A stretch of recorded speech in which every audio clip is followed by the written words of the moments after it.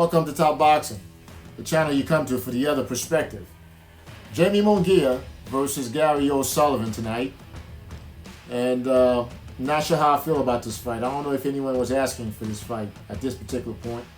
If you look at JAIME MUNGUIA, he is a decent fighter. Junior middleweight, moving up to middleweight, 160-pound division. Gary O'Sullivan, more of a natural middleweight, so-called baller as far as O'Sullivan. Munguia, also a very strong fighter, more of a baller than he is a boxer. Munguia won the 154-pound title in May 2018 against Saddam Ali. A brutal fight. Ali took some serious punishment in that particular fight. Munguia is a very big middleweight. This kid has potential to go much higher in weight. Excuse me. The body type that he has, I think he's still growing into his body. It looks really big in there with the other guys. Take a look at JAIME MUNGUIA, 23 years old, 154-pounder, now moving up to 160. Is he going to carry that power?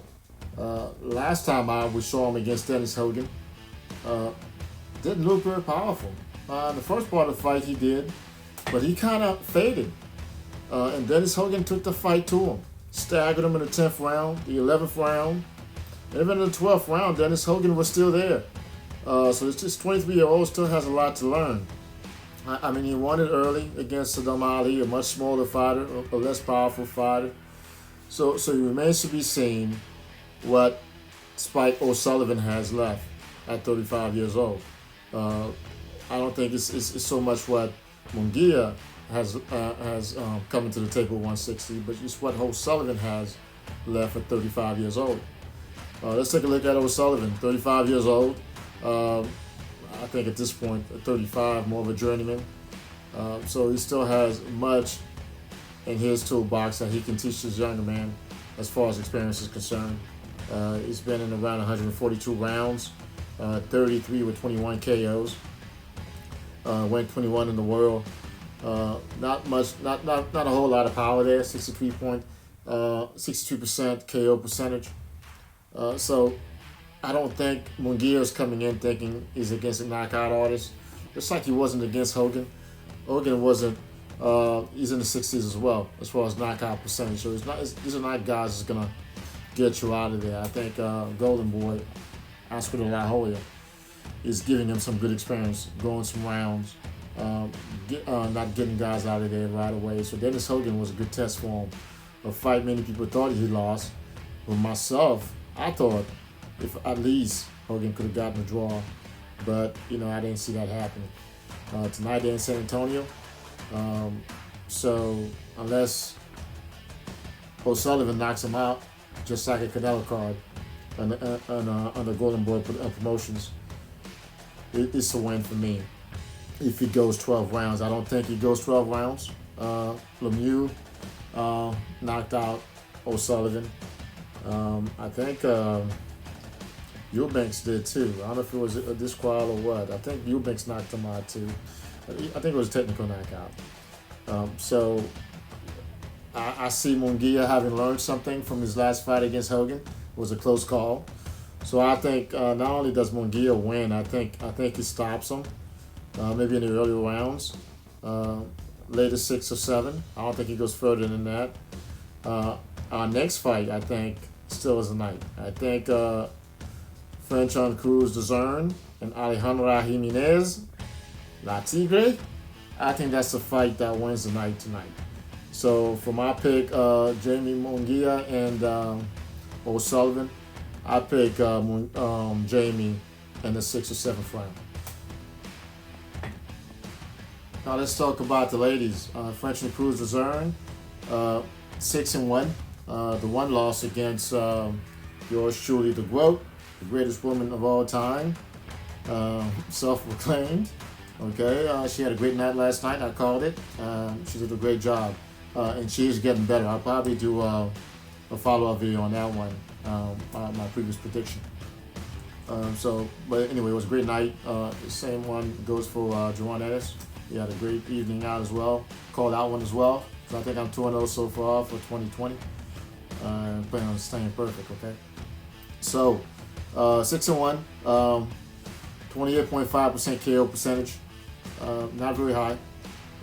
As for Alejandra Jimenez, 13 bouts, 69% KO percentage. Almost twice that of Franchon Cruz. But Cruz is a banger. Seen her a few times. Decent skills, great footwork. I like what she brings to the table. I haven't seen Alejandra, so not like. But from her records, I can see she's a banger. Don't know a lot of the names on her record. The last 5 opponents, 11-6 all together. So she's been having some soft touches. So this may be, a step up in a way for her in class as far as the skills levels are concerned. Not so much an experience in the ring. I think there she may be a little bit more crafty.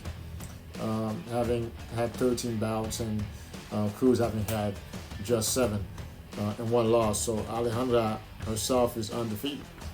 So we'll see what happens here as far as this is concerned. I think